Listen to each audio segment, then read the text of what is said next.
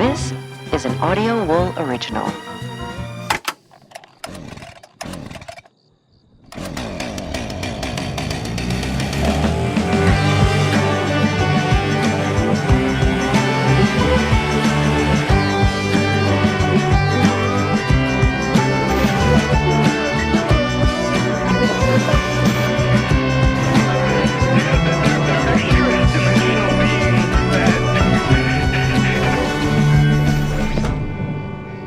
It is Frightday.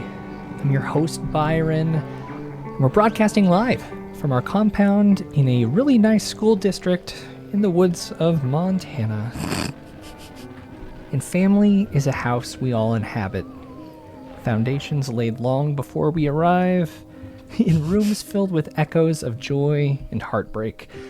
We all wander these halls, sometimes a ghost in our own home, observing the lives of those closest to us, yet feeling unseen.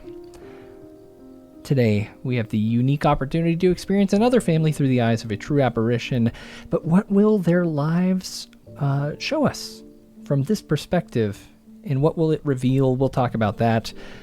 Track, saran wrap, and weird viruses as we review Steven Soderbergh's Presence. I'm joined today by Kelly.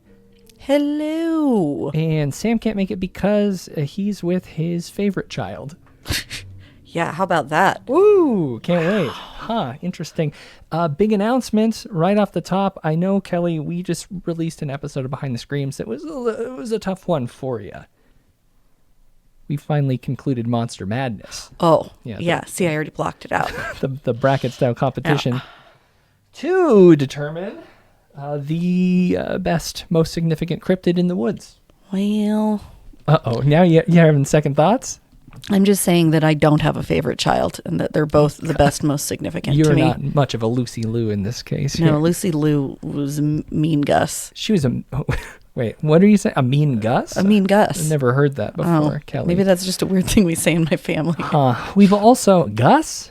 Gus. Very specific. Yeah. We have also determined the subject of this year's bracket style competition, which is super exciting. I've got it in my hands right here. We've done Blood Madness, In Like a Lion's Gate. I feel like there's one more that we're missing. I mean, we definitely did Monster Madness, but... No, there's at least one more that we're missing. Yeah, I don't know. I don't know either. This year, though, we decided on a head-to-head situation. The two modern elevated horror juggernauts. It's A24 versus Neon. Yeah. And I do want to express my stated bias from my ins and outs. Whoops, pardon me. Bump the monitor. Yeah, that's okay. I did say during my New Year's resolution episode, my out was A24 and my in was Neon. Yeah, it was. But looking at this list, there's a lot of good films. A24 is not in the best. Well, also, I kind of got side quested yesterday when I was supposed to be watching some of these and ended up watching Red Rocket. Oh, the Sean Baker film. Yeah, it was really cute. I still haven't seen that one. I've heard so it's wonderful. Cute.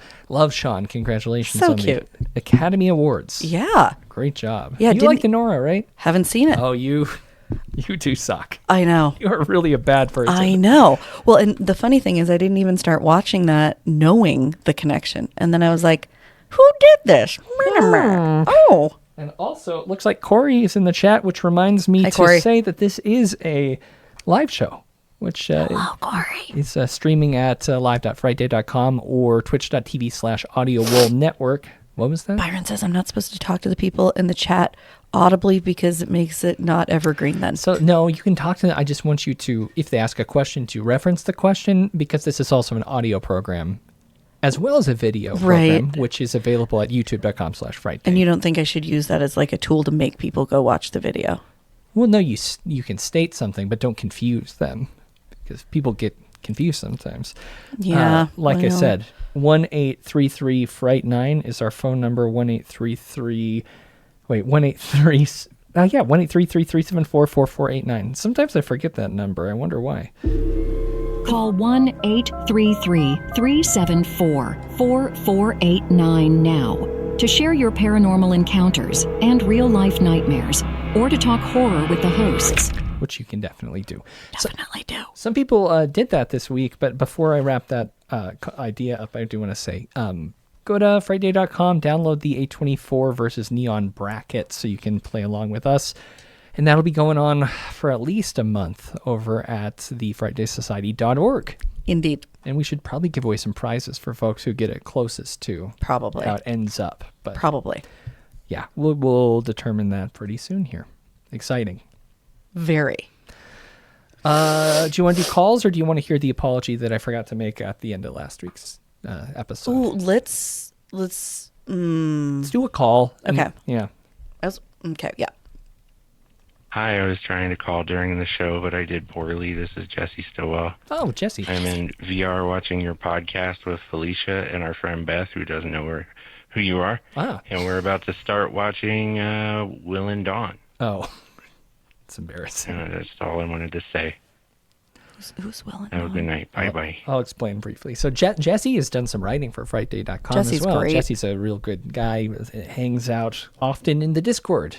Discord.frightday.com. Stellar. I think that's right. Yeah. Wonderful. Will and Dawn are two travel vloggers on a YouTube channel called Yankee in the South, and they are a hoot. That's all. It's just a little.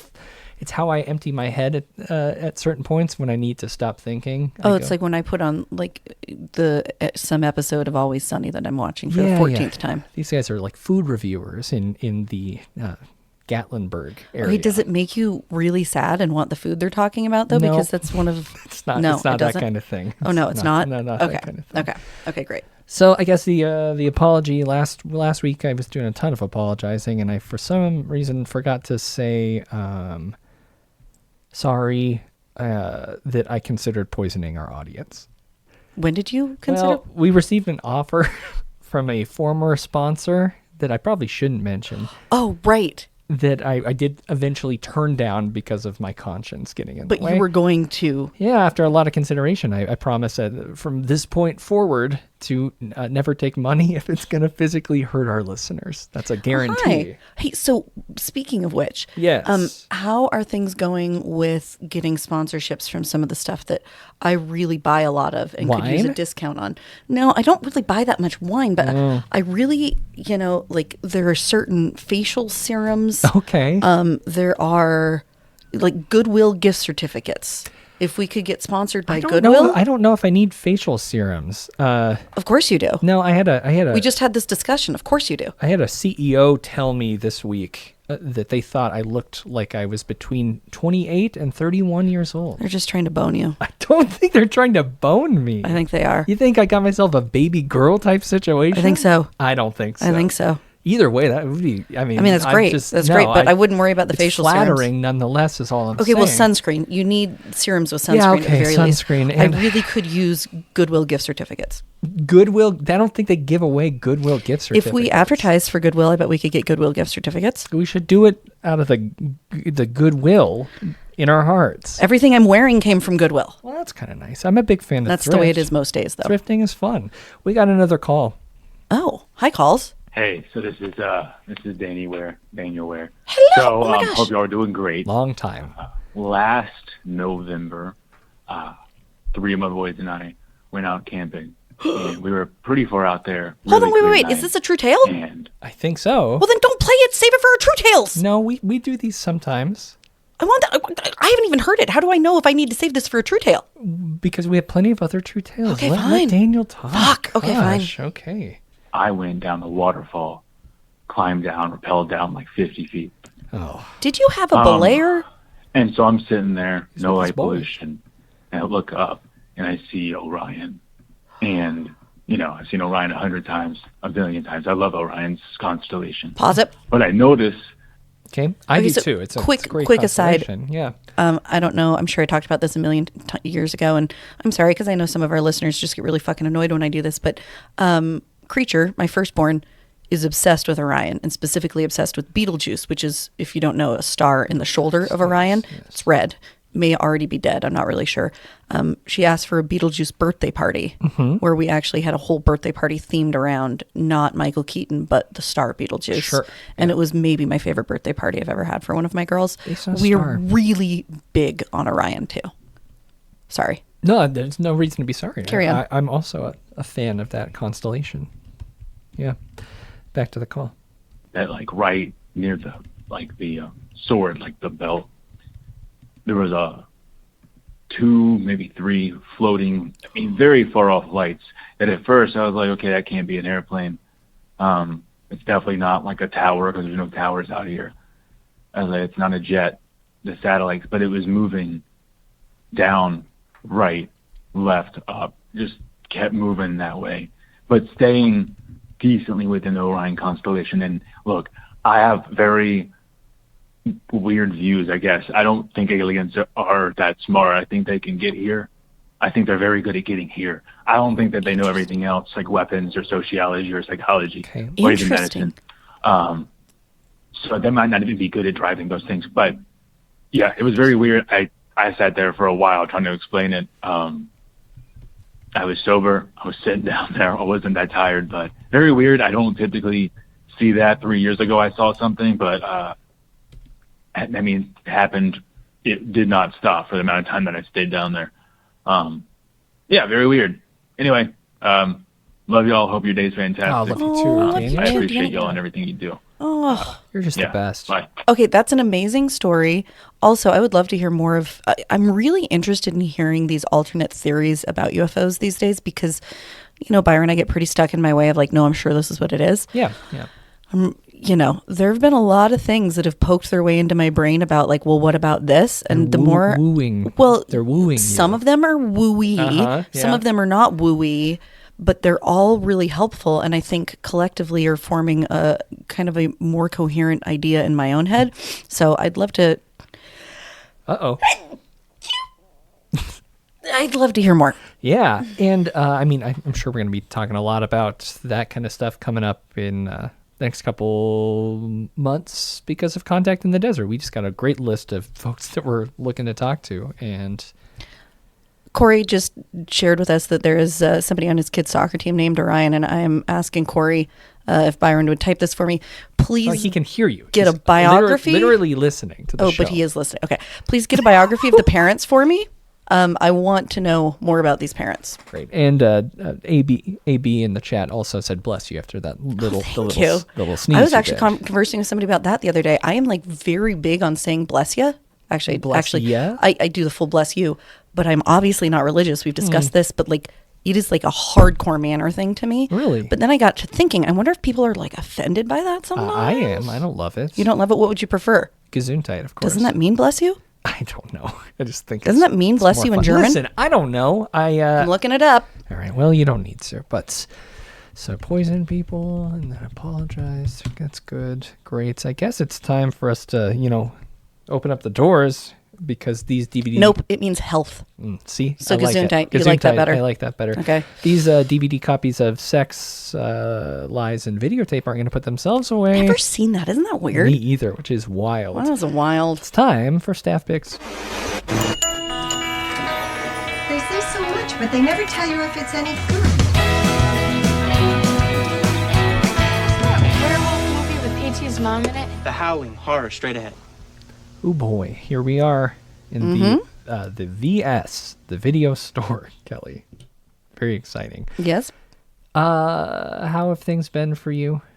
Good selections, good choices, lots of options. Yeah, I mean the movie that I picked for this week it stayed in genre, but I was driven purely by finding something else that the gentleman who plays the father in Presence was in. I'm so glad that this episode is just going to be like a Chris Sullivan celebration. He is so flippin' good. He is so good. I'm getting ahead of myself. And we've got a lot to talk about with the movie, but let me just say that one of my favorite parts of the movie was his portrayal. He reminded me a little bit, parents, you'll get this reference, and some of you who aren't parents will too. Every time I watch an episode of Bluey, Chili and Bandit just make me want to be a better parent. I could see that. Yeah. And that's exactly what Chris Sullivan did in the movie. I was like, man, I really want to just be a better mom watching this guy. He's such a good dad. Oh, man. He's really good. Yeah. So I was like, I need to see more of him. So I started digging through, and there's some things I've seen that he's in before. I'm going to go back and rewatch them. But one of the things I haven't seen, and then this is what really locked me in. It came out, this movie premiered at South by Southwest 4 years ago. And there was this really big interview done by Deadline at South by Southwest with Chris Sullivan on my birthday. Oh, okay. And so I'm like, okay, well, this seems, clear. Broadcast signal intrusion. Ah, yes. Okay, haven't seen it. Seems like a really fun concept. Quick summary. In the late 90s, a video archivist, that TV show that was The Video Archivist, really loved that too, so that also had me hooked. What is it? A video archivist unearths a series of sinister pirate broadcasts and becomes obsessed with uncovering the dark conspiracy behind them. Loved the idea. Read the interview. There's all this discussion about how, it's a horror and it's about these weird things, but it's also about how when we're really sad or when there's some tragedy that creates some sense of emptiness in us, there's a desperation to fill that, and it's one of the most ripe places for conspiracies to plant themselves. And it's kind of, apparently, I haven't seen it, but apparently the movie is about that interplay of, it's good, conspiracy taking hold and fulfilling a need that we have for something bigger in our lives. Yeah. Which I feel like I dance on that line and try to be careful about pretty frequently, but it seems like it would be a really cool movie to watch. I'm really excited to see it. For Chris as my entry point, but also because it sounds like a really cool film, and Byron now even says it's good. It's also on one of those fun movies where you have to, or those fun channels on Roku, where you have to watch you have to a bunch Roku of City and you watch a bunch of the stupid ads, and they really make Sam mad because he can't handle ads. But like Plex and Pluto, it's apparently on all of those. Sure. So I'm gonna go check it on out. Excited about it. I think you should. And I also think some other people should check out on a different film. Oh, okay. Well, fine. Is that okay? I suppose so. You're sure you don't want to? We could do the first ever, I just don't do one. You just match mine. Yours is good. Are you going to show a preview for it? Yeah, I was gonna. So this. Wait, are you going to show a preview for mine? A broadcast signal intrusion? I can if you'd like. I mean, yeah. Is it going to spoil anything? I don't think so. I think okay. It'll be okay. I'll type it into the search bar here. I'm sorry. I just really want to see the preview. Okay. As long as it's not spoilerific. No, I think you'll be fine. Here we go. You can watch over here. Oh, you're trying to read comments. Responsible for last night's act of video piracy. These video pirates managed to briefly override broadcast video. The incident is now under investigation by the FCC.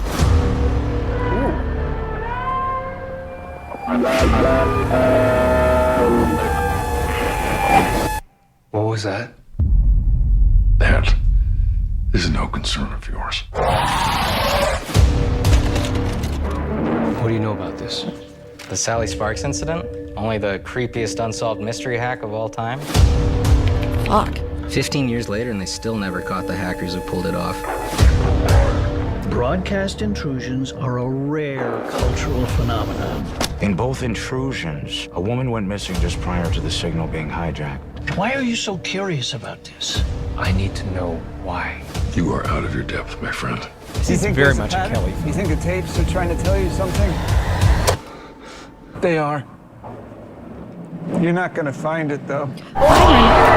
Yeah, how did I miss this? Well, I have no idea, because, I think... It's probably one of those that you told me to watch, and I was like, huh? Yeah, you just kind of went right by it. Man. It's based on the idea of those other signal intrusions. If you're going to be staring at chat like that, do you see how your head is blocking my body entirely when you try to lean right on over and try to read chat? Pull it up on your computer, Kelly, if you're going to do it like that. I know. I'm sorry. I appreciate you, though, very much. It's loosely based on the idea of Max Headroom? Yeah, the real signal intrusion. Which we've never talked about that, have we? We have. Briefly. We have it on the list of subjects that we've meant to so cover. Fun. And we were going to cover multiple signal Did I tell you I have notes for a whole episode already in the can? Of what one? Of that one I was telling you about as an alternative for getting around. We'll talk about that. Ready to roll with that whenever you want. I'm one off. Quickly discovering some started documents of my own lately, so we have got a lot of good stuff coming down the pike. But yeah, this film is clearly a more elevated version of that. It's a bit of a descent into madness story that uses the Max Headroom style interruptions, but adds a little bit more suspense to it. Yeah. So it's good. I really okay. Sorry to side rail your trailer. Now I would like to see your trailer. Totally friend. Fine. The year 2015. Remember, very very VOD red box era of horror. What are you pointing at? Did Frightday or Discord ever discuss long legs? Yeah, watch the episode. Sorry for yelling at you, AB. I'm frustrated at Kelly because she won't stop reading the chat. AB.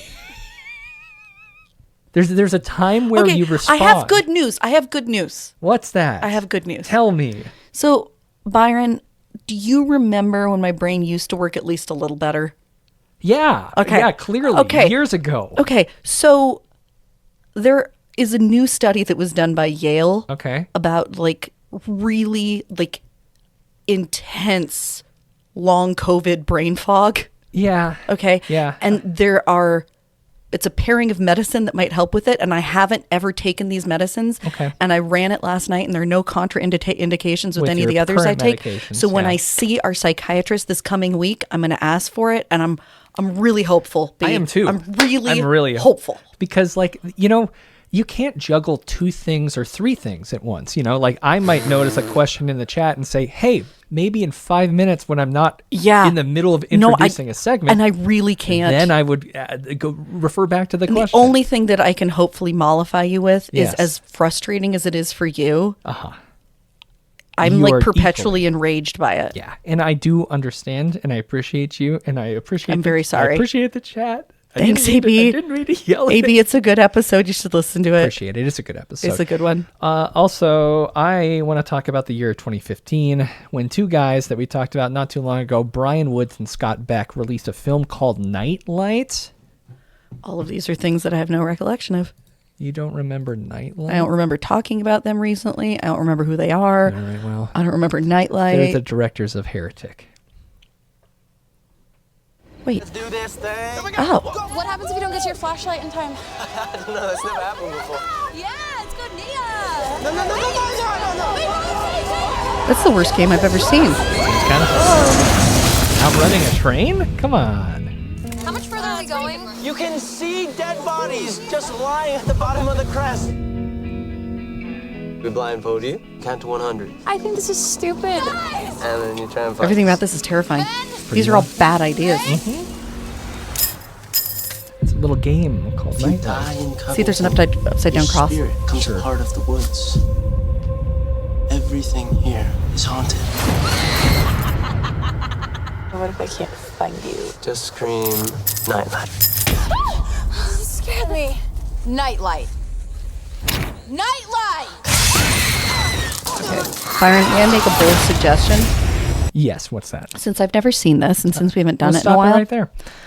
Can we do a Wine Kelly? This seems like this would be such a great Wine Kelly movie. You Found know, footage. We do owe the folks a Cinema Autopsy before a Wine Kelly, unfortunately. I mean, I keep telling you that the two are so logical to combine. I mean, we've done like them. it's a We've live watch, them. We've right? crossed them over before. Right, and so like you can inform them about the movie while they get to see my reactions wind in real time. So, I mean, this I don't know.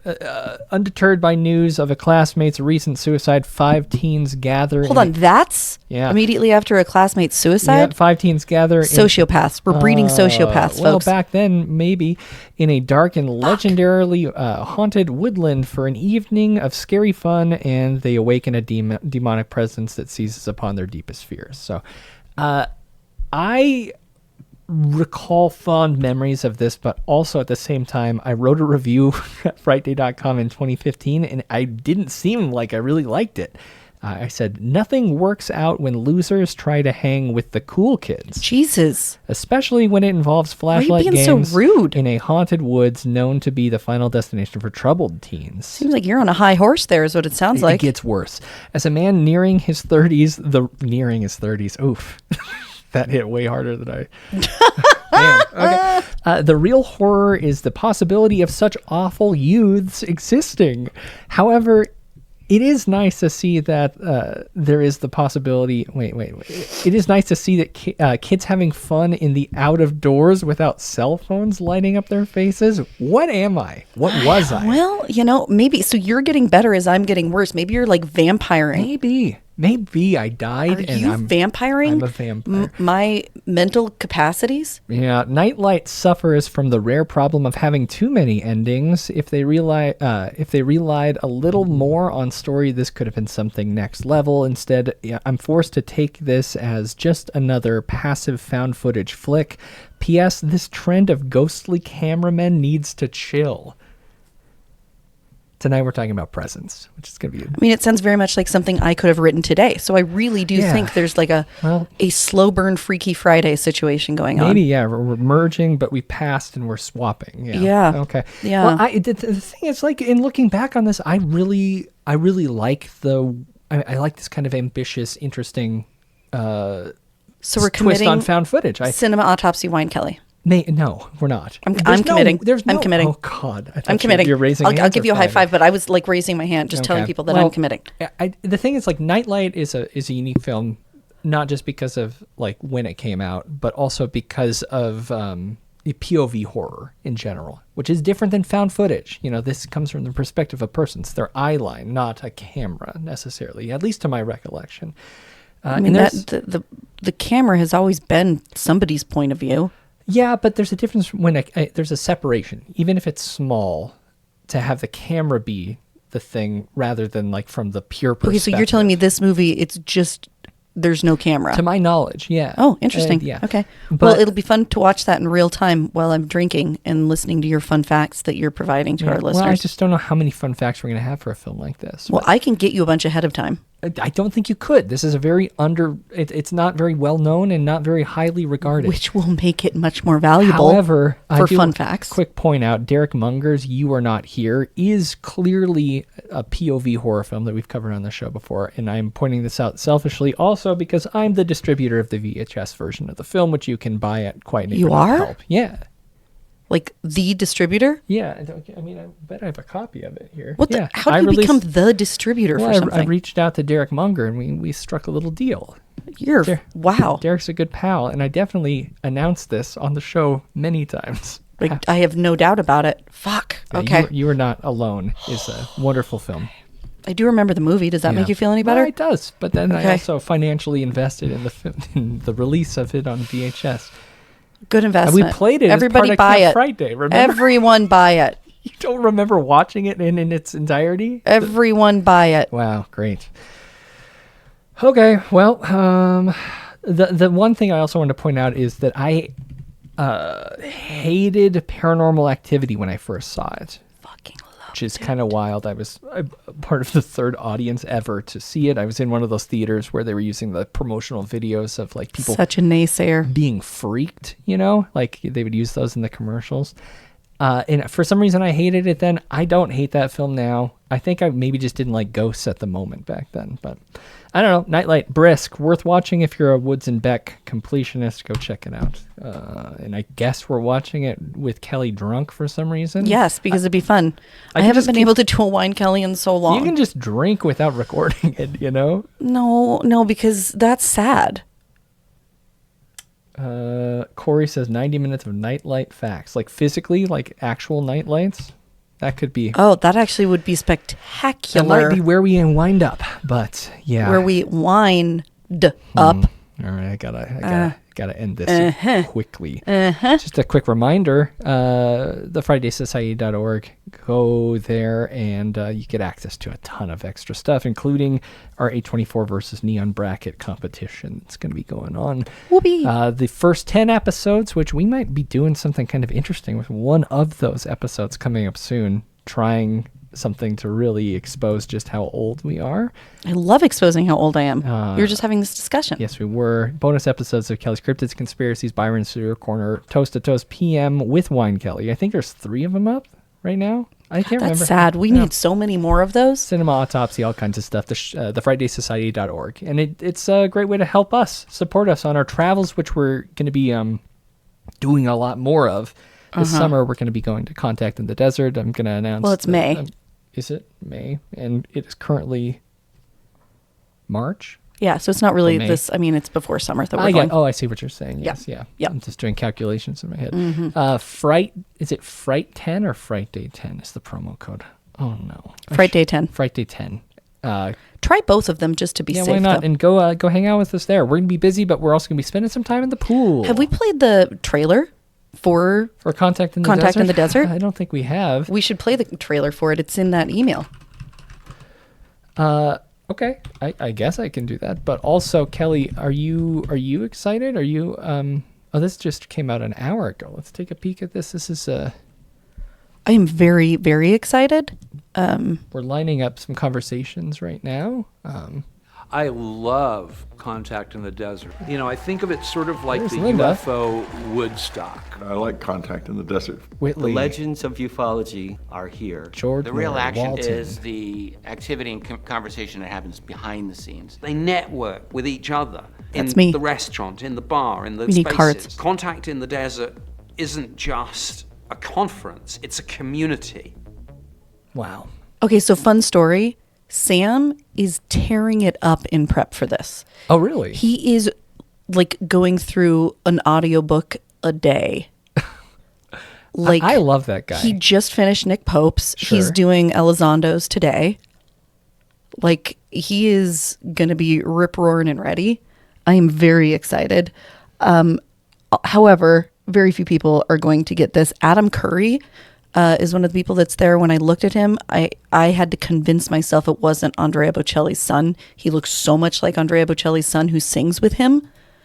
And it was So you very, thought, okay. I was like, whoa, does he lead Can't like a believe. secret double life? Wow. He's very good looking. So but- Sam was really into this, and now he's going to be freaking pissed. No. It's going to be Joe Lowe's, and it's not going to go very well. Don't look at it. Stop. Yeah. One of our listeners asked if Sam is also doing the Freaky Friday thing with like brain swapping. I think that actually he might be. Although it's He's less the of a merge. swap. He's the- I'm not becoming less into the UFO stuff, but I am slowly dragging Sam in. He is now admitting, I want to get the words right, that he feels comfortable saying all of the conventional explanations that he is aware of do not apply. And he's like, I still think it's more likely that there's another conventional explanation that we haven't figured out than that it's aliens. But he's like fully now like, no, it's not. Like the things that make my blood pressure go through the roof anytime Byron or Sam tries to bring up like, well, they probably just saw a flare or they, swamp and it gas. makes me like We all know. enraged, like, and like Wait, my why are you muscles getting tense enraged? You because you're right. Okay. He's now totally let go of all of those because he's watched enough stuff with me, and now he initiates the request like, hey, we should watch like an episode of that show tonight. He's in like, the Discord asking for recommendations. I don't know if you... Oh, yeah. No, I know. like legitimately. Also, I still think it's hilarious that people don't know who Sam is in the Discord. We don't reveal those kinds of things. Well, anyhow. Sam is our own little cigarette smoking man.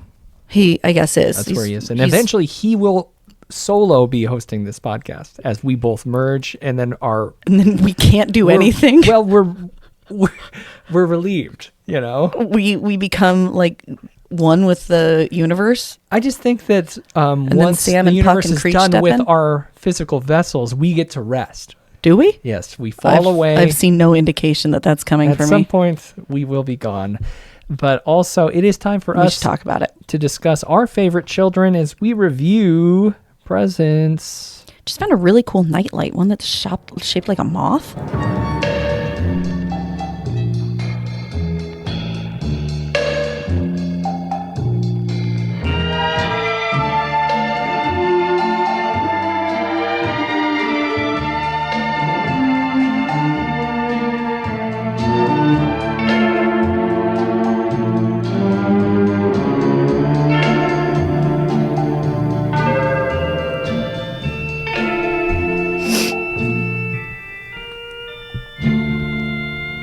We hope you're enjoying your visit here this evening. Now, on with the show. Presents. It's a 2024 American supernatural family drama directed by Steven Soderbergh. A family becomes convinced that they are not alone after moving into their new home in the suburbs. Mm-hmm. Steven, it's funny, you told me that everyone knows Steven Soderbergh. We probably don't even need to talk about any of this, and then I wrote 5 pages. So. Well, I mean, I don't think we ever have talked about him because he's just a normie, and I do feel like he's so well known.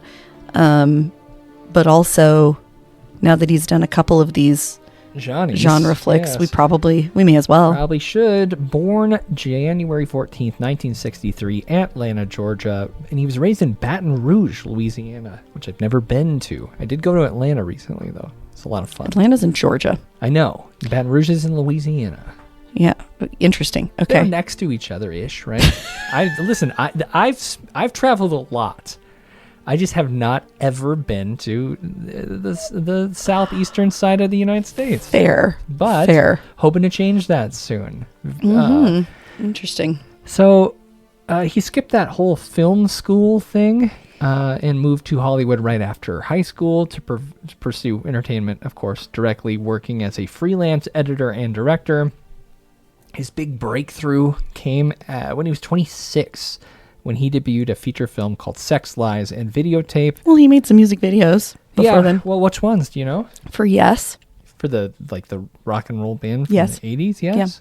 Yeah. Oh, that's kind of cool. Yep. I mean, that's not a huge breakthrough, though. They were not quite... I mean, they weren't he what made they were. a music video for them in 83 and a music video for them in 85. They should have been called Maybe at that point, right? True. Thank you. Appreciate it. That wasn't very good. The Palme d'Or, that's what he won at the Cannes Film Festival. Cannes, if you're nasty. And I haven't seen that film. I've heard a lot of good things. Sex, Lies, and Videotape. You said you hadn't either. I haven't. It was made for $1.2 million and grossed over $36 million worldwide. It is weird to think about, like, how did he land that? Because it's not, I mean, it has major actors in it. It's not like who's in Sex, Lies, and Videotape? Andy McDowell. Yeah, and peak back then, right? Yeah, James Spader. Sure. Peter Gallagher. Oh, also wonderful. All those people in their prime. That is kind of interesting. Like, how did he land that? Well, he did it, and then he's also now credited in helping to launch the independent film movement of the 1990s. But, yeah, folks like Steven... folks love Steven. So one of my favorite movies that it's one that I forget about and then come back to every 5 or 6 years because I remember Out of Sight. Oh, see, I don't know that one. I didn't write anything about it here. Out of Sight was a George Clooney J-Lo. It has very much the same feel as Ocean's 11, which I also loved. Which he also did a bunch of those. Right. The vibe of all of those, love. Like the style of those. The pacing. The pacing. The style of acting, the style of writing, I just really have enjoyed every single one of those. Well, people really enjoy him because throughout his career he continues to experiment, and not just across genres, but with technique. Mm-hmm. You know, like when we say that he helped launch independent film movement in the 1990s, like so did folks like Kevin Smith. But how has Kevin Smith adapted? He has not even done a single thing different. He lost too much weight. Well, he has nothing left to give the world now. He's a vegan guy now. But Logan Lucky. Yeah, I get into it. Okay, sorry. In a sec. But Aaron Brockovich is the first big thing that stood out to me. Oh yeah. Also did Solaris, but he bounces back between genre and normie. You know, like Magic Mike to Side Effects, The Informant to Contagion. But what was the one that you just said? Logan Lucky. Yes, of course. Absolutely one of my favorite movies of all time. Adam Driver, Channing Tatum, Daniel Craig, Riley Keough. Wonderful. Where have they been? Like, it is one of the most fun movies. Oh, and it also has, now I'm losing his name, but the guy who invented Family Guy. Oh my gosh, Seth Creator, MacFarlane. Yeah, Seth MacFarlane plays just this complete asshole. He's probably pretty good at that. He was so good. It was like an amazing part. He did a really good job. And then we covered one of his films. Oh, I don't know if you want to finish your conversation about Logan Lucky. I remember the year it came out, it was like one of your favorite films. And I come back to it. It's I don't rewatch that many movies. This is when I rewatch all the time. Huh. Really fun. Still haven't Very seen weird. Maybe I will. Yeah. one film that we watched and then talked a bunch about. It's called Unsane. It was episode 156. Cell phone movie. 156. Yeah, all shot on cell phone. But yeah, I think we liked it in general. I think I had similar issues with it as I do with this film, which we'll get into. I do like Steven a lot. We have some things in common. Both of us wear a lot of hats. He is often his own cinematographer. He goes under the pseudonym Peter Andrews. He's also that's weird. I didn't know his that. Own editor. He goes as Marianne Bernard is his editing credit name. Female. Yeah, eh? yeah. But yeah, Curious. Unsane's big buzzy selling point, like you just mentioned, was that it was shot on an iPhone. Is there another name he has for his writing, perhaps? I'm not. Well, he doesn't. I don't know how many things he's written. Well, that's why I'm wondering. Yeah. Has he Great written them point. because it's Not under a sure. different name? That's interesting. I didn't look into that. But this time around in Presence, he used something a little bit more substantial, but still very economical. He used a Sony A9 III. Oh, we're camera. talking like nerd stuff now. Not Okay. really, because I mean, it's like a $6,000 full frame DSLR camera. It's like just like a normal camera that you would, see, which is kind of interesting. It shows that you can, $6,000 is not that much for a camera, especially if you rent it. Like anyone can make a film look as good as Steven Soderbergh if you have the right lenses and camera and talent. I mean, I don't know. That's kind of what he's proven here. I don't know. Those Oceans movies look pretty Well, they use different cameras in the Oceans movies. This is This doesn't look as cool because of it. But yeah, I mean, the size of the camera, it was perfect to achieve those kind of floating feeling shots using like a small stabilization rig. That in total it ended up being about 16 pounds. They used a Ronin stabilizer. But he on that said, after 8 minutes of holding it away from your body, your arms start to turn into cement and you start to shake, which I didn't notice because like the shots are pretty stabilized.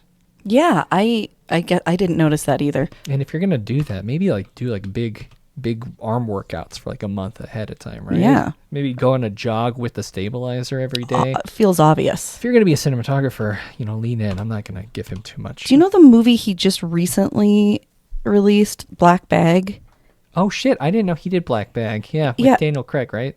Yeah, I haven't seen it yet. It has another Skarsgård. There's another fucking Skarsgård. A bonus. Skarsgård, yeah. The Gustav? I've heard the name. Is he part of the family? Oh, yeah. I mean, all you take is one look. He's like 11 feet tall. Well, they're all tall. Yeah, that's he's one of them. Not the Skarsgård. I'm talking about the actors. No, they're Swedish, right? Yeah, yeah. The Skarsgårds are all giants. That's how you know he's one of the family. But they all are tall over there. They're taller folks. Oh, maybe. I don't know. You didn't know that? I've got some of that history in me, and I'm not very tall at all. I guess that's probably telling true. you. But no, he is. Really long takes in this film, so I can't imagine, after 8 minutes of holding that thing, you might take 8 minutes of rest. But it was all worth it for that floating ghost POV, which is very important with Presence. Presence was written by David Cope. Yeah, that's where I fell down the rabbit hole. This guy's written so many movies, and some of them are great, and some of them suck. Yeah, blockbusters like Jurassic Park, Spider-Man, Mission Impossible, Panic Room. Also, I mean, I don't want to skip these though. Secret Window, Stir of Echoes, Snake Eyes, Toy Soldiers, Death Becomes Her, one of my favorites. I think he's better at writing screenplays for things that are actiony or super like jump scary, so that it's not like it has to be expert writing. Yeah, it just can't be moves the plot distracting. forward is what he is. He moves it forward without it being too stupid. He's right? a conductor, like he just moves the. I mean, and then he tries to get cerebral sometimes. He did that "You Should Have Left" film that we covered in episode 251 of the podcast. He wrote the screenplay for it. That he wasn't that cerebral. Well, I guess is that the measuring. He didn't come up with the idea. Oh, yeah, he wrote the screenplay for it. I mean, still, whoopty fucking do. Give him some creative credit. I don't know. I'm just going to tell you right now that this was the weakest link of the movie. Him? Yeah, the writing was the weakest link. But he also wrote the Mummy reboot, which I spoke a bit about on the But Why Though podcast back in January. We talked about the Dark Universe. I didn't mind The Mummy, actually. The Tom Cruise Mummy film? Yeah, it was fine. I didn't think it was very good. And if I spoil a little bit of what we discussed in the episode, Tom Cruise hijacked that film. Wasn't supposed to be the star. The female mummy character was, but they wrote it basically like an extension of a Mission Impossible film in which he took over and became the mummy himself, basically. I mean, it kind of is what people go to a Tom Cruise movie expecting, in all honesty. I feel like Tom Cruise either can't you be in anything, exactly, I guess, right? He can only be in those things. I totally agree with you. Yeah, so he's not allowed. But yeah, go back and check that out. Alex is wonderful. Everyone over there is great. But why though? Yeah, all of this to say David is very hit or miss. We exposed a little bit of his strategy. Real nervous because apparently he wrote Bride of Frankenstein, which I was super fucking jazzed about, and now I'm I feel like really worried about. Huh. I don't remember who's committed, but it was like some really cool people that were committed to it. Pattinson or something? But it is the third film in Universal's Dark Universe. Speak of the devil. It's never going to happen. Yeah. Right, he was kind of... Yeah, I mean, yeah. They were very desperate to try to force something over there, and it just didn't quite work. But this film... I'm okay with it. The idea came from Steven, something he called, by some measure, the simplest idea I've ever had. And then David ran with Steven's simpleton. outline. What a simpleton. I don't know. No, I love the idea. I think it's a great idea, actually. So David ran with the outline that Steven provided, and they all ran to Cranford, New Jersey in September of 2023 at a home off Springfield Avenue, a beautiful home. And I know that this year I was going to stop talking about the locations because they basically just rent houses and think that they can make a beautiful film surrounding it. The Blumhouse model. I mean, you should have left. I thought was like the location was one of the coolest things. Sam and I actually looked into trying to figure out how much it would be to rent and go to that house because it was so cool. Remember the Invisible Man house? Oh yeah, that was a great house. Beautiful house. But it doesn't make a film. Are you okay over there? Yep, just adjusting. All right. Yep. I keep sitting on the court. Okay, it's good. You're We're fine. all good. We'll just wait. Okay. This was the film was completed during that SAG strike. Remember that? The one that we stood with. Then? Oh, like the really recent one. Yeah, a couple years back, but yeah, it was a big deal. But it operated under an interim agreement with the union, so that's exciting. They shot it for, I saw somewhere it was 11 days. I saw somewhere else it was 3 weeks, but Steven said there was no long days. Like they didn't push it. They went at like kind of a leisurely, nice pace, and it could have been less, but he wanted to use like true dusk shots for some scenes. Oh, with the lighting coming in. Yeah. That makes sense. So no, he didn't want to make it artificial, and I think that I mean if small cast, small story, why not, right? Agreed. Everything was shot chronologically except for 2 scenes. They were kind of small, and he ended up in the editing bay only moving 1 scene forward. So, yeah. Typically when shooting, though, I found this really interesting. He has a lucky pair of Red Wing boots that he started shooting like for the past 15 years in, and he didn't. What? Yeah. I mean, who Sam Raimi wears a suit when he's directing. Who is he, Lex? I kind of like Lex Friedman. Fucking so disappointed in Lex right now. But yeah, I guess Steven can wear Red Wing boots, but not in this film. He ditched them for a special kind of boat shoe that made no noise as he walked because he's the camera guy. He can't have the floor squeaking. He's a captain. Well, I guess so. He was got to wear a boat shoe. Captain, yeah. $2 million budget, very buzzy Sundance premiere. Some audience members reportedly walked out during screenings. Why? They thought the film was psychologically intense. Jeez, okay. I know. One was quoting saying, I cannot take this stress so late at night. And I have to say, I think it's likely that they just left because it was late. Like, I've been at film festivals where midnight screenings, people are like, you know what? Like, I am a drama queen, and this was not stress. I mean, like, there were parts that were like, ooh, this is a little tense. Yeah. But by no means like, oh my gosh, it's so much. Sure. No. I mean, you texted me some things. I was annoyed with things. Oh, but you ongoing. also said that this is a very specific kind of horror, right? Oh, yeah. This is parenting horror. Yeah. But it wasn't so intense that you would have left a screen. No, like I said, it was just like watching Bluey and being like, fuck, I need to do better. And I think I did tell you that if I ever behave anything even approaching Lucy Liu's role in this movie, to just stab me because she's the worst fucking mom. Speaking of Lucy Liu, During the Q&A after the premiere, she told the audience, "I am just devastated. My body is having reactions as if I wasn't in the movie." What the fuck does that even mean? I guess she was emotionally affected, just like some of the audience members. Was she emotionally affected because she watched her performance played back and was like, fuck, am I ever going to act again? She said that she said it was as if she was not in the movie, so maybe she didn't recognize her performance. I mean, she was, which would be a god-awful. Would be a gift, yeah. One thing to point out, despite the marketing being fairly horror forward, most people find this to be more of a family drama with supernatural elements. And agreed. That's what I'm really excited to talk about. Yeah, because there really weren't that many parts that were genuinely horror realm scary. Like the things that were scary. It's a ghost film. It's as scary as like a ghost story, the Casey Affleck film. That one is I never saw that though. Significantly more emotionally devastating. But I think you can have a ghost film that isn't necessarily. This just wasn't that scary. Spooky. Yeah. It wasn't that spooky. So I saw this in the theater. Had a nice time. Was it on one of those premiere ones? It was not the screen unseen. No, okay. I went to it knowing what I was getting knowing into. What you were getting into. Yeah. Kelly, you recently saw this at home. Mm-hmm. How was your company there? Quiet audience? So actually, Sam and the girls were out running errands, and I watched it in like the 1 hour I had alone. Oh, okay.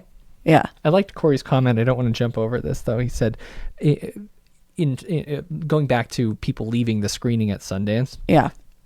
He says, that reminds me of the time we were at Red Lobster. A group of 4 came in and looked at the menu for 10 minutes and then left because, quote, "we're not fish people." That's amazing. Yeah, it's a really wonderful thing. That is a great analogy too. So you squeezed this thing in. Are you happy you did? Yeah. So I really liked it. It was fun. The premise, the idea of it, I thought was so cool. Yeah. There were things about the execution that were pretty annoying, a little heavy-handed.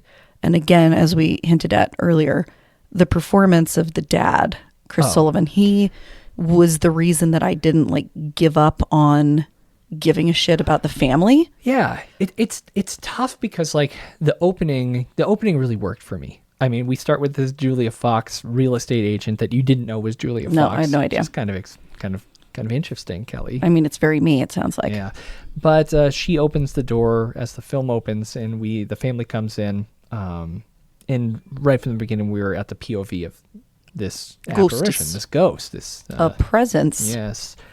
And it's moving through the empty house. It's a craftsman style home, and it goes past the real estate agent, and the Payne family enters. There's Rebecca, played by Lucy Liu, Chris, played by Chris Sullivan, and their teenage children, Tyler and Chloe.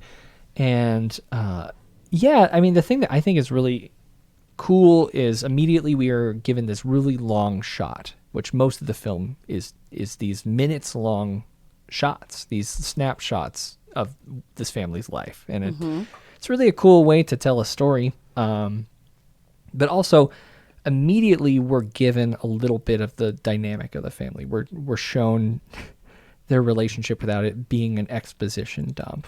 Yeah, visibly there's a separation in this family. Lucy Liu's character, what's her mom? Rebecca. Yeah, Rebecca loves Tyler, adores Tyler. And that's one of the reasons that they're moving, is to be in a different school district because he's an athlete, right? So this is,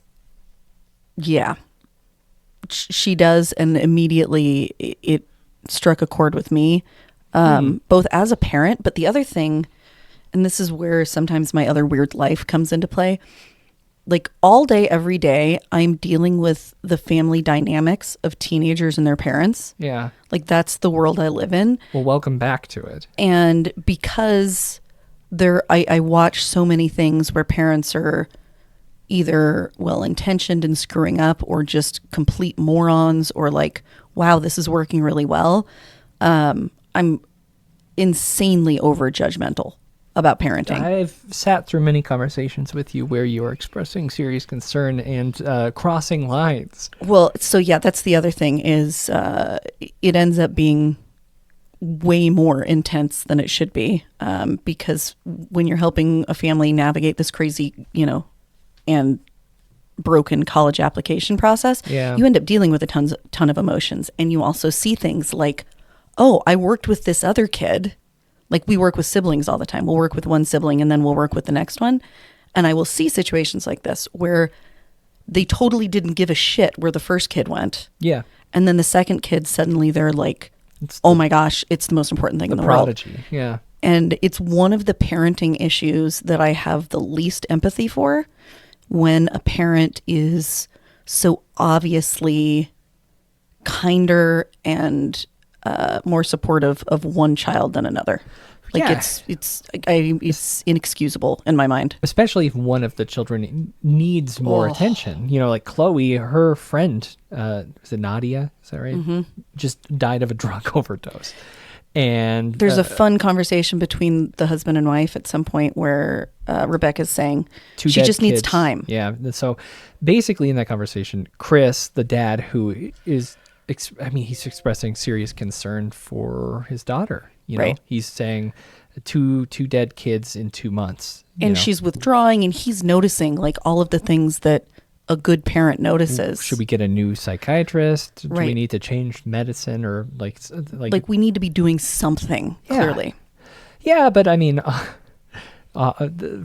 the other hand, Lucy Liu says something like, this child must be protected, talking about Tyler, right? Yep. And well, and she can't drag the rest of us down with her, and she just needs time.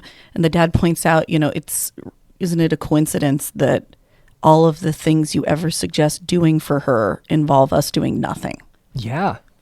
Wow. And I thought, it is this early that we have this scene between Rebecca and Tyler where they're in the kitchen. Oh, this was the scene I wrote the most about. And she's drinking wine and... Oh, no, she's drinking whiskey. Whiskey, wow. Okay. At this point, she's drinking whiskey. Yeah.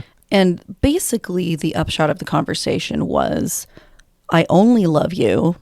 I'm going to be really weird about whether that's romantic or not. There is kind of a tension that I'm not really sure why. I don't really care about your sister. Yeah. I've done some pretty bad things that cross some pretty bad lines, but I feel okay about it because it was actually your fault that I did them. It wasn't my fault because I was doing things for you. Yeah. So it's all okay, kid. In the end, it was all for you, and it's okay to go too far for the ones that you love. Yeah. So the just check boxes of, okay, you're making your child responsible for your own guilt. Okay, you're favoring one child over the other and explicitly doing that with the other child. You are, all of the things. I'm like, what the fuck are you doing, lady? Yeah, but even content aside of that speech, the performance is really bad. Oh, it's so bad. This was the moment where they set things up really well and visually very beautiful, and there's elements that are really great. Even that little scene before this where the crew is painting the house, and so we get to see how the presence interacts with not just the family, but other people. And one person sensed that the presence was in there and wouldn't go in the room to This paint. really interesting curiosity. Yeah. But, then we jump to this scene between Tyler and Rebecca. It's so bad. And... spoiler alert, I don't think that their performances get much better throughout the film. I think they are the weak points. Sadly, and honestly, Lucy Liu is the weakest, which is weird because it's not like I dislike her. She's done some really good things. Great but stuff. Maybe it was the script. Maybe she really was drunk the whole time they were filming, and that's why she doesn't remember her performance. I think that's ruder than just saying she's not a talented I don't in this know. film. I don't think she has a drinking problem based on... maybe she was really upset about doing the film, so she self-medicated her way through it, so she wasn't aware of doing it. I don't know. What I looked for was to see how late she came to the project, and I couldn't see when she came. You're trying to justify, was she just plugged in at the last minute? Yeah, maybe she got a script the week before, maybe someone came, dropped out. But Eddie Madej, though, or Madej, I don't know him because he's never been in anything else. So it makes sense that this is his performance for being... Well, in that scene that we were talking about, he wasn't that bad. He didn't have that many lines. He was just responding, and he kind of, at the end, is like, Mom, go to bed. Yeah, but throughout the movie, he's kind of... He's not great. Yeah, it's teeny, Yeah, I guess part of it is, the posturing of an insecure, turning into an egomaniacal asshole teenager. I've watched kids undergo that process before. Sure. and that didn't feel as far off as the mom did. Well, things felt fine when it was like the whole Payne family in a room kind of exploring the space, like that the dysfunction is seen, and it's again not dropped in exposition, but it's these moments that are focused on that I think things fell apart. Yeah, that makes sense. Really rough performances. And then upstairs, Chloe is crying on her bed before taking a shower, and while showering, the books on the bed and her homework are cleaned off. And I think this actually happened before the conversation with Lucy Liu and Tyler, but it's in the same night. Yeah. It's just kind of a really cool display of that POV ghost abilities. It was visually really cool. I didn't look into how they were able to do that, if it was green screen or if it was strings, but... Oh, isn't that interesting? It's so funny. I don't even think about that as I'm watching them. Really? Because I'm just in it. I thought it was super impressive. I like that shot a lot because we get to... And it doesn't happen often. We don't see the ghost interact with the world directly. Very little. Yeah. The points are pretty limited. Yeah. You want a burrito? Oh, I say yes. Sure, Dad. After a long day at work, Tyler says nothing because he's a dickhead. Yeah, he sucks. Chris comes home. His wife is deleting emails and says that she has a weird virus. There are some really heavy-handed moments in this, but I think it has to almost be like when the perspective is coming and going the way it does, like things may have to be over-explained for them to really sink in. And so I don't blame that, other than the fact that the script is kind of trash. But she has a virus. She's clearly this is a continuation of her conversation she had with Tyler, where she's clearly doing something very, very sketchy. And I don't know what the fuck she's doing, if I'm honest. Like, things are wild. Right, I was trying, I didn't know she was a politician, or if we lost her. Here we go. Maybe it was insider trading. I had no fucking clue. Right? It was something bad. Yeah. Obviously. Well, but she also has a bad virus. And I don't think she's terribly nice to her husband. She doesn't. No, she's kind of a dick. Yeah. But I thought there was a really interesting moment where the husband. Let me walk through the entry of Chris just to get through this, because I think I know where you're going. Okay. But yeah, so Chris leaves that bedroom, goes and sees Chloe, has kind of a nice conversation with her. She says she's having a moderate to below average day, and he says he's having the same. So there's a burrito. God, their connection is like really sweet. Really sweet. And this scene is kind of the beginning of that. Like you said, Tyler doesn't give a fuck, but he says yes. And then Chris goes downstairs, and he gets a call from a guy named Howard, and he takes it to the porch. Mm-hmm. And this might be one of my favorite scenes in the film. Chris sits down and says that he has a weird legal question, and he's asking for a friend about the legal implications of being being the spouse of someone involved in a hypothetical crime. Yep. Then he's asked, I think, if they're legally separated, what happens, right? Yeah. And then, but you hear like the guy's like, "How are you doing?" He says, "I'm not doing that great. I'm fucking coming apart. Everything's coming apart." And then there's this kind of quietness on the porch, and it's this really kind of incredible scene by Chris Sullivan. There's not a lot of matched energy to him, really. Yeah. But he's really exceptional. Good. Yeah. I don't know what you were going to talk about. So he has a longer conversation with Chloe a little bit later in the film. Oh, yeah. And it's a really, essentially he's trying to tell her, because Chloe starts sensing that there's something there. Nobody else is really sensing it. And of course, her brother Tyler's making fun of her for it. Her mom doesn't give a shit because it's something involving Chloe. Yeah. And Chris wants to at least convey, like, hey, I may not be experiencing it, but like, I believe you. Yeah. Yeah. And he sits down and kind of adorably muddles his way through this awkward conversation that kind of rambles. But at one point he talks about how when he started dating Rebecca and when they got married, it made her really happy to make all the choices and be in charge. And he was okay with it. It made her happy, and it was less that he had to worry about. Like, he was okay with that dynamic. And now he's maybe a little less okay with it. Yeah. And like, there are things that are happening that he feels like he needs to be putting his foot down with. And it's kind of this process that we watch where the dad is now saying, okay, we're now crossing a line, and you can't keep making these decisions because you're making shitty decisions, Mom. And I need to take on this role that I haven't really taken on with the family. Yeah. But I really liked that he admitted it wasn't just like the mom being a bully before. It was like, that was just kind of our dynamic, and I was good with it, and it worked. It worked at the time. And yeah. now it's not working. And, I felt like the conversation was almost a way of saying, I'm trying to do something that I'm not used to doing, and I'm probably not killing it, but I want you to know I'm trying, and I want you to know I do believe you. Chloe gets a sense of what's not totally. Like she understands the dynamic that's falling very apart. well. She senses the coming apart that he says earlier. Totally. And he's trying to let her know that she's not crazy, right? But he's also still being a responsible parent by not dumping his personal problems on her, which is great, wonderful performance, love it. Yep. But I think. In response to that conversation they have at dinner where I think, Tyler is being a full-blown piece of shit and saying that she's always ruining things and she's fucking crazy. And Chris takes Tyler aside and they have a conversation in like the den. Oh, this is the best quote. There is an excellent man inside of you, Tyler. I would love to meet him. Wait, I would love to see him more.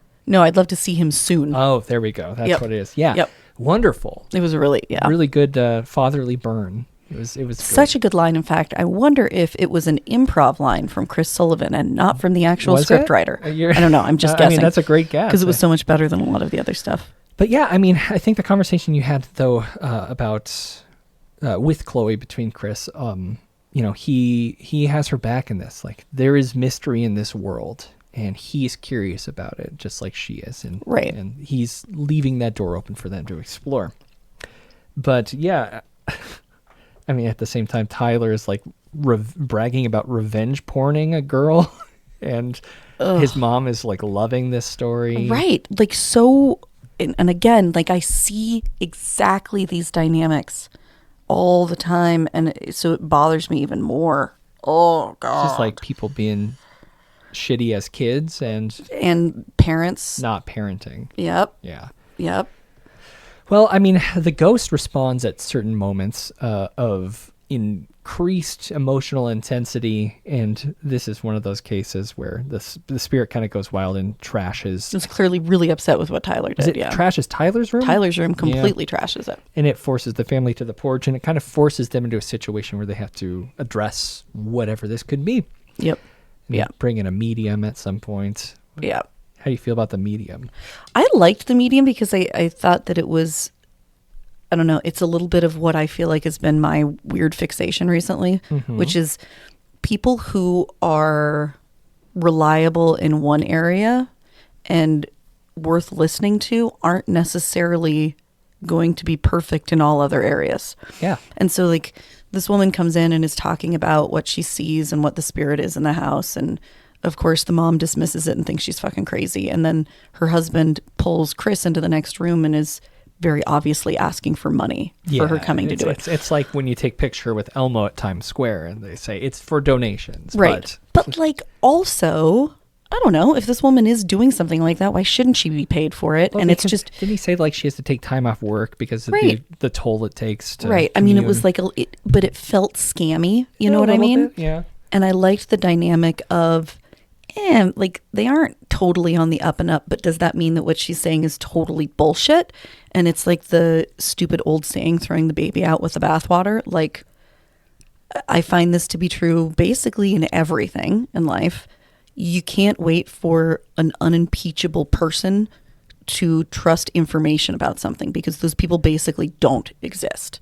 Yeah. Like, and so... And there's also nothing wrong with getting paid for a service. For what you do. Yeah.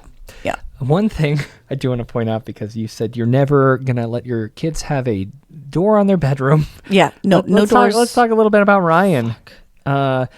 So one of Tyler's friends is a guy named Ryan. Just asshole vibes from the get-go. Really cool guy vibes, I think you mean to say.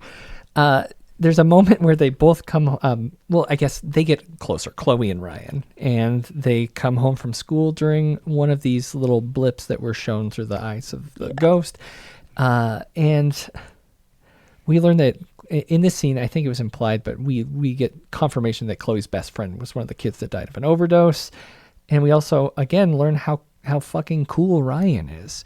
Do we? Is that what we learned? Not at all. He's like leaning back on the counter. Chloe's like, do you want to check out my room? And he says, I already seen it. Because he had seen it the day prior or whatever when Tyler was introducing them. And she's like, you were so clueless, basically. Right. Which is, unfortunately, like Chloe does not tune into that kind of cue. The reverse psychology of this asshole. Yeah, absolutely. Because Ryan, I mean, we see it. We see through Ryan's. This is the problem. I see this all the time. Like, and maybe this is the interesting thing about Chloe and Ryan. It's like it could be really frustrating to see, but it's also kind of scary to see because she is so naive, but at the same time she's also like injured from. She's vulnerable. Yeah. And she's also smart, so you might think as a parent, like, well, a kid that smart is going to make smart choices with shit like this. But fuck, as soon as it gets into something involving hormones and self-esteem and somebody that you're attracted to and feeling good because somebody is attracted to you, it's just so fucking bad. Well, and I think God, maybe it's because Ryan is one of the first people to actually talk to her in like direct terms about the death of her friend. Right. It's another thing where the mom's fuck up has just created a giant opening for this asshole to step into. He asked this question. He said, what's it like to have someone die? And she says, it's scary and it goes on, which is like, yeah. I mean, there's moments of good writing in this. Like, You're right. There actually are. And that was an interesting kind of way to phrase it. I like that. Like it doesn't just end, and other people continue living around you, and you continue to think about what they would have been like now. Like, and that was really a really cool scene. And then she says, I think Nadia is here, and then gets embarrassed and flustered and kisses him because of that, and then breaks down crying. All of the elevated emotions and hormones that we already discussed. But then he says this part, which is this is like icing for sure. This is going to go exactly how you want it to. He said that like so many times. Well, he's so obsessed with this idea of control. Like, it's so weird. It makes sense as you go on through the film, of course, but he brings up a book and says, you don't know you'll read that junior year, which really grossed me out because he's clearly older than her. And then he starts talking about his own childhood and how he feels like he has no control in his life. Ryan bought 9,000. I'm nothing. I decide nothing. And he takes this moment where he starts off nice, saying like, hey, you don't have to do anything you don't want to do. Like, which clearly was never actually what he believed. That's what he wanted her to believe. Yeah. Because that's the nice thing to say. Yeah. However, he starts talking about himself and focusing on how his life is so fucking hard. And it's interesting. There's another sequence where the presence rattles the closet because of, the clear manipulation that he's showing in this moment. But we're not going to spoil this, are we? No, I don't think we can. I don't think we can either. I will say, I guess, what are your feelings about the end of the film? I don't think I can say a word about it without spoiling it. This sucks. Oh, no, people are going to be mad at us, Kelly. I think it's time for dead giveaways. Yeah, sure. Just a quick one. Is this the button?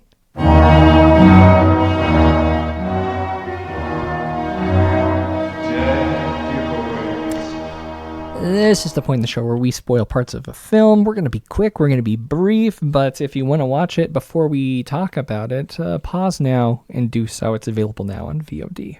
Or physical, too, I bet, right? Maybe. I don't know. I don't think we're missing many plot points if we jump right to the end. They're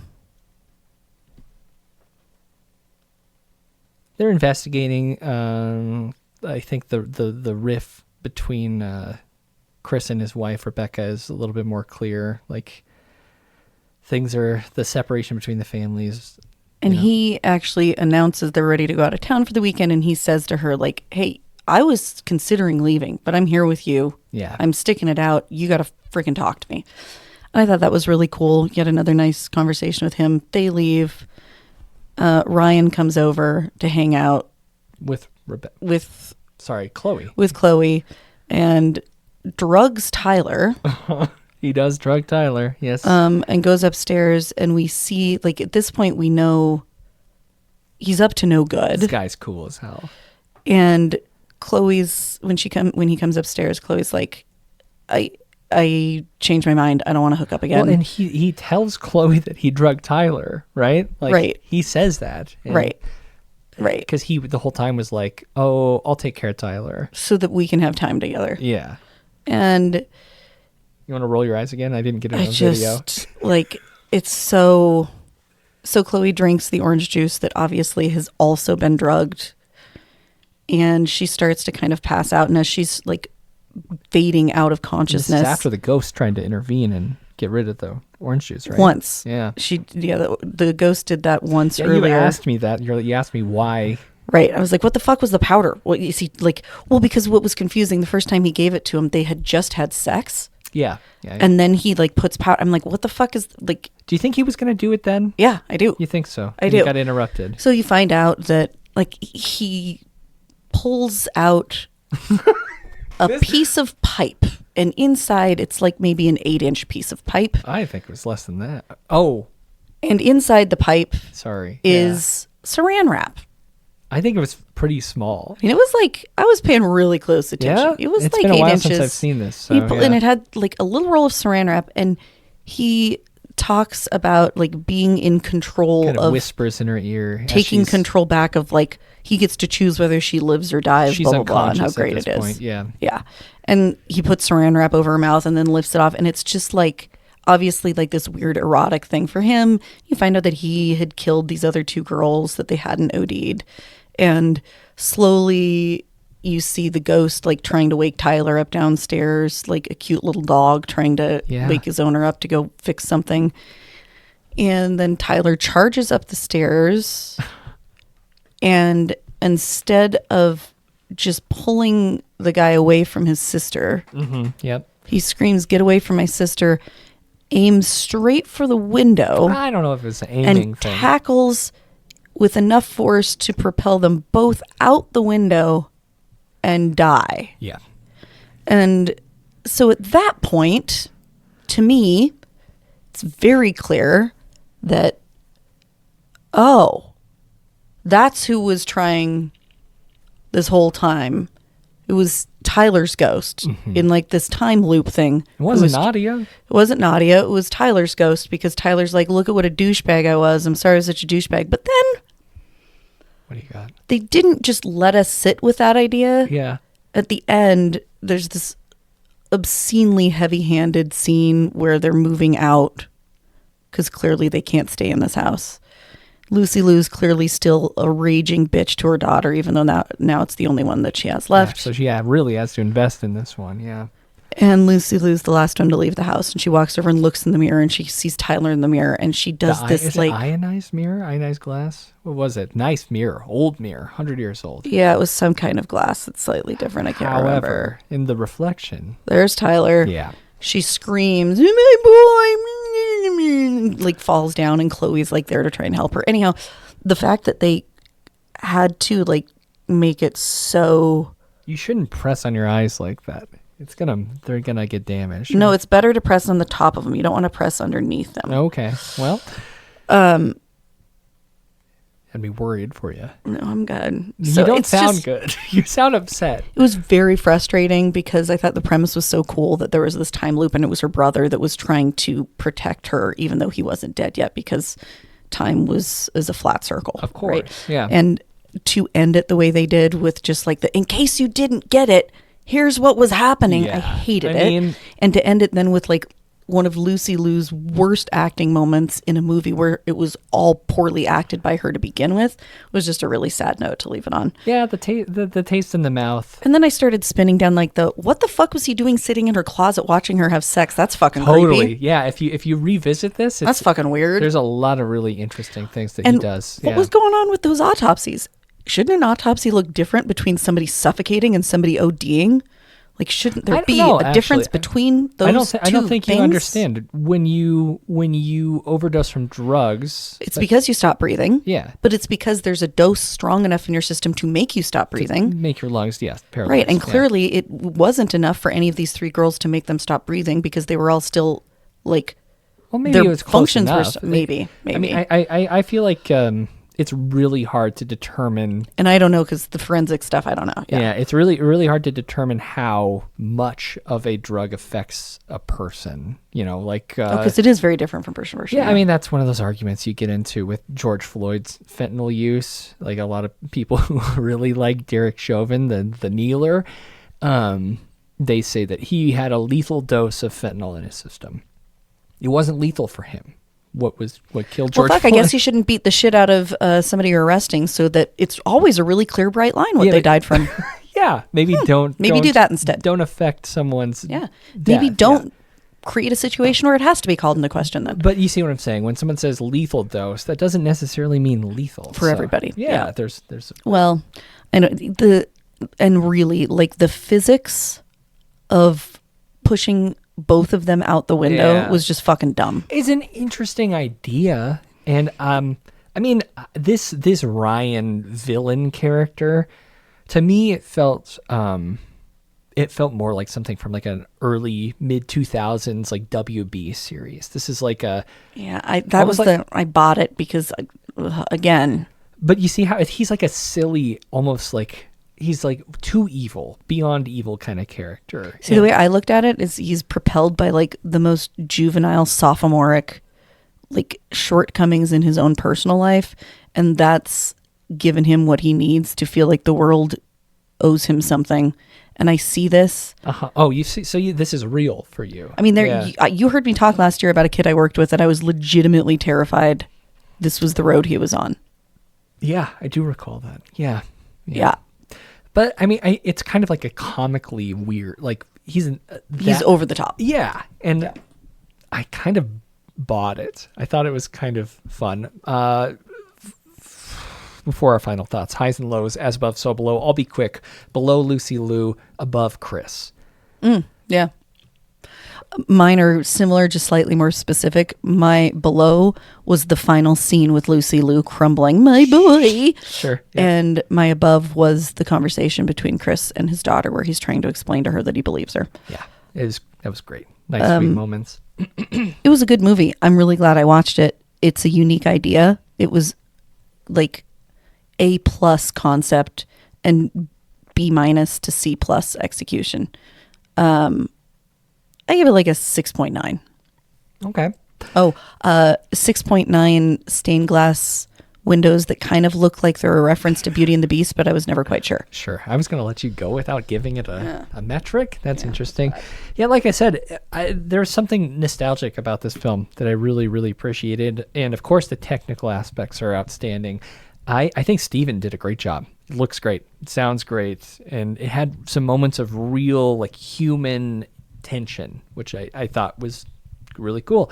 The script, though, and some of the performances, super distracting, pulled me out entirely.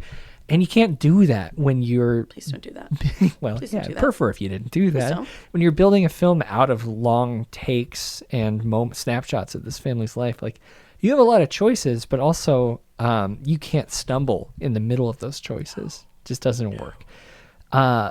Chris Sullivan, goddamn. I'm so ready for whatever he does next. It sounds like he's going to be in this new Peacock Gacy series. Ooh, really? Yeah, He's going to play Gacy? No, he's a lead prosecutor. Oh, okay. That's better then.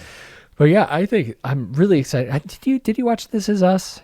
No. He was Toby. It was way too sad. I couldn't do it. It was so sweet. He was a great guy then, and he's really kind of grown, and I can't wait for the next Chris project. I love it. And I'm fine with whatever Steven Soderbergh does next because he's going to do another thing. Oh, of course. That's what he does. I'm looking for like a Logan Lucky Part 2 personally. Interesting. He's got like 5 movies in the works, but it's not a scary film, but it did hit me in like it's a parent horror. It's terrifying as a parent. It hit me where like a good family drama does on occasion. It was good. And for all those reasons, I give Presence 6.5 burritos. Oh, I love it.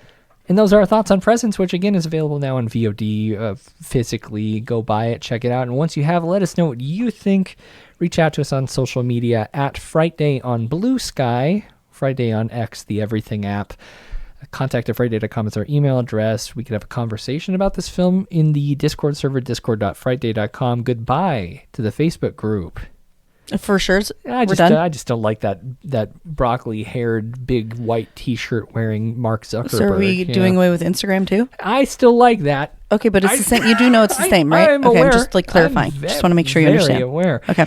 But yeah, we're find us there and play the A24 versus Neon bracket at thefridaysociety.org. I'm on vacation. I'm at the Twister the Movie Museum in Oklahoma, and you going to see Jim? I didn't know you were going to see Jim. It's a surprise. Stop it. Oh, why are you doing that? Well, you just said Oklahoma. How was I supposed to know that was a surprise? You are a moron. How was I supposed to know that? All right. Well, I just cut that. Thanks for making me edit the video. It's gonna be a fun time. But yeah. So I guess in the meantime, there's gonna be a casual Friday.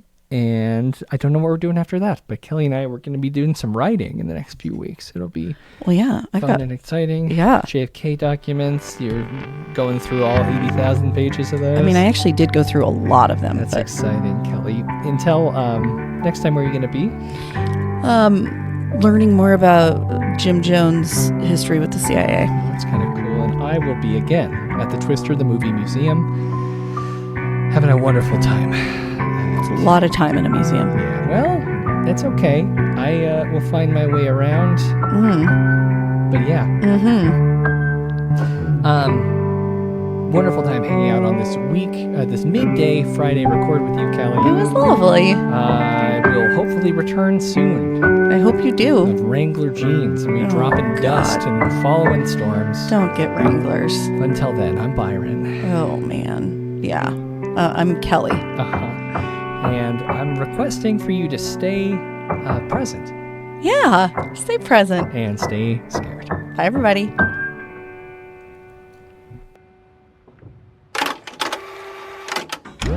You've been listening to an Audio Wool original, produced by Byron McKoy. Theme music is provided by Yawns.